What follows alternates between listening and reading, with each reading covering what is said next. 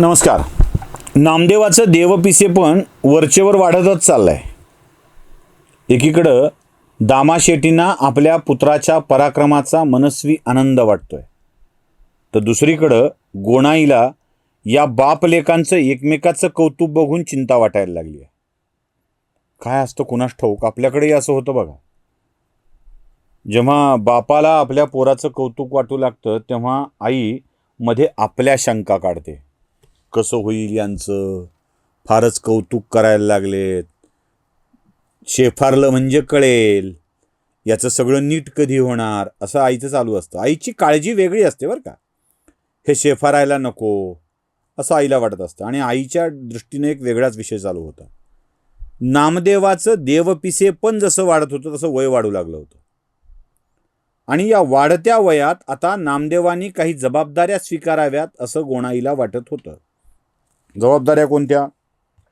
नामदेवांचं जसं वय वाढत होतं ना तसं दामाशेटींचं पण वय वाढत होतं.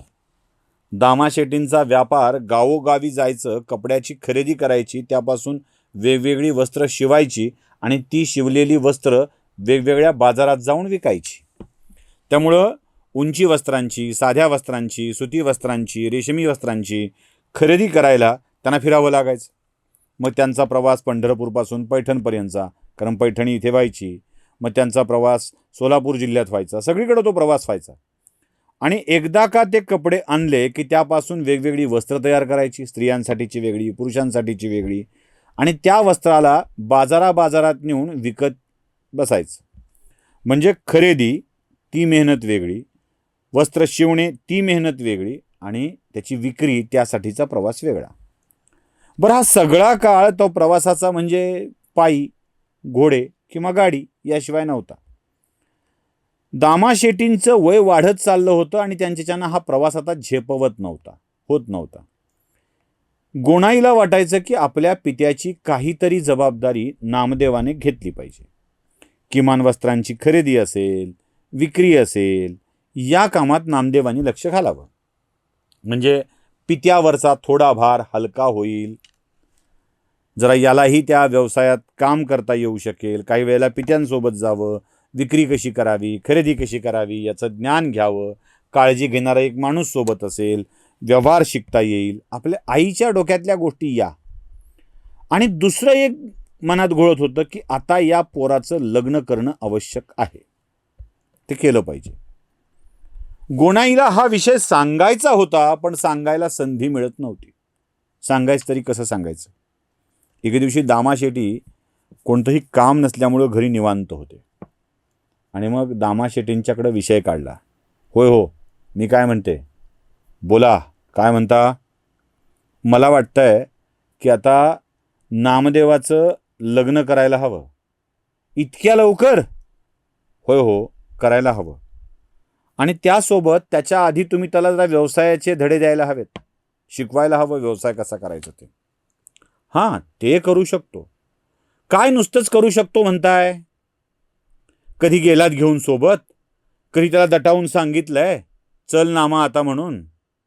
सांगेन ग, काय नाही, तुम्ही सांगत नाहीत. त्याच्या त्या देवपिसेपणाचं तुम्हाला कोण कौतुक कुणास ठाऊक. तो देवाला खाऊ घालून आला आणि पंढरीच्या वाळवंटात नाचू लागला की तुम्हाला बरं वाटतं. अहो, कालचाच प्रसंग, तुमचं काय, गाव घेऊन तसंच करताय. हा जातो वाळवंटात, तिथे विठ्ठल विठ्ठलचा गजर करतो, काहीतरी कवनं म्हणतो, अभंग म्हणतो आणि नाचायला लागतो. तो नाचताना बघून पंढरीत आलेले वेडे त्याच्यासोबत नाचू लागतात, विठ्ठल विठ्ठलचा गजर करत.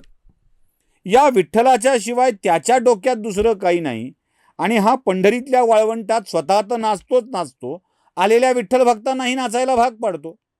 याचं कौतुक करावं. गोणाई, आपल्या लेकराची अभंग ऐकून लोक मंत्रमुग्ध होतात, त्याचं कौतुक बापाला वाटेलच की ग. हो म्हणे, कौतुक. अभंग गाऊन काय पोट भरणार आहे? विठ्ठलाला खाऊ घालून काय याचं पोट भरणार आहे? अहो, पोटात अन्नाचा कण नसतो तरी उठतो मंदिरात जातो. तहानेची शुद्ध नाही, भुकेची शुद्ध नाही, काय घराकडे बघणं नाही. आली विठ्ठलाची आठवण की निघाला, आली विठ्ठलाची आठवण की निघाला. अहो, पोरगं हातचं जाईल याने. विठ्ठलाच्या नादाला लागून मला नाही म्हणायचं तसं, विठ्ठल चूक आहे असं म्हणून पुन्हा गोणाई म्हणतात की विठ्ठलाच्या नादाला लागून पोरगं हातचं जाईल. काय सदैव त्याला देवऋषी म्हणून सोडायचं आहे, तसंच राहू द्यायचं आहे. दामाशेठी मंदस स्मित करत म्हणाले, गोणाई तुझ्यातली आई बोलते ही. हो, आईच बोलतेय. आईलाच काळजी असते. उद्या पोराचं लग्न करायचं आहे, काय पोटाला बिबे घालणार आहे? त्याला चार पैसे कमवायची अक्कल नको हो यायला हवीच. मग सांगा बरं तुम्ही आता. बरं, आत्ता आला की सांगतो, दामाशेठी म्हणाले. कसा येतोय आत्ता? आता बसला असेल देवळात जाऊन. आता बसला असेल देवळात जाऊन, तो काय वापस यायचा नाही. बरं मग बोलावून आण. मी मेली आता देवळात जाऊन बोलवून आणते. जनीला सांगते, ए जणे म्हणून हाक मारली. आली जनाबाई. काय बघ तात काय म्हणतायत ते. काय नाही ग जणे, नामदेव कुठे आहे? गेला असेल देवळात. जा बरं त्याला बोलवून आण पटकन. त्याला म्हणा महत्वाचं बोलायचं आहे. जनीने पडत्या फळाची आज्ञा स्वीकारली. दुडू दुडू दुडू दुडू धावत जनी विठ्ठलाच्या राऊळात. पहिल्या सभामंडपात गेली आणि तिथे एक माणूस उभा होता. त्याला विचारला, हो नामदेव दिसला का कुठे? आत्ताच आत गेलाय दर्शनाला गर्भगृहात. ती गर्भगृहात बघितलं तिनं तर एक माणूस पाया पडून बाहेर पडत होता. तिला वाटलं नामदेव. तिनं हाक मारली, नामदेवा. त्या माणसानं हाक मारल्यामुळे मागे वळून बघितलं तर तो भागवत नावाचा तिथला व्यक्ती. म्हणलं, मी भागवत आहे जणे, नामदेव नाही. नामदेव दिसला का हो कुठे?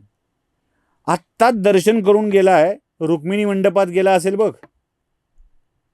जनी पटकन उठली, पळत धावत धावत धावत रुक्मिणी मंडपात गेली. रुक्मिणीच्या गाभाऱ्यातही दर्शन घेणाऱ्या एका माणसाला तिनं बघितलं तर तोच भागवत. तो म्हणाला, अगं रुक्मिणी मंडपात त्याला मी पाहिलं आणि त्याला सांगितलं बरं का जणीये तुला बोलवते म्हणून, पण तो मला म्हणाला की आत्ता मला गोपाळपुऱ्यात जायचं आहे. आता गोपाळपुऱ्यात गेला असेल. जनी धावत धावत धावत धावत गोपाळपुऱ्यात गेल्यावर जनीला दम लागला होता, थकली होती जनी, पाय दुखायला लागले होते. तिथे तिने नामदेवाला शोधला, पण तिथेही पुन्हा हा भागवतच. ती म्हणाली, अहो तुम्ही इथे येताय, नामदेव का नाही सापडत आहे मला? अगं तो आत्ता गेला इतक्यात विष्णुपदाला. बर, तिथे गेलाय का? विष्णुपदाला गेलाय.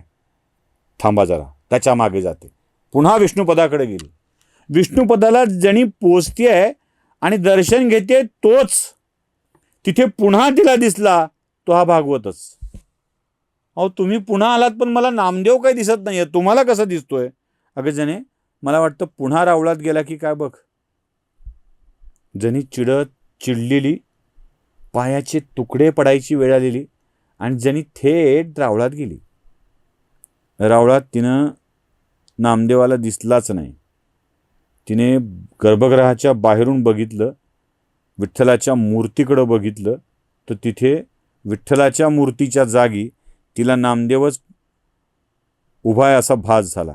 आणि मग मात्र जणी चिडली.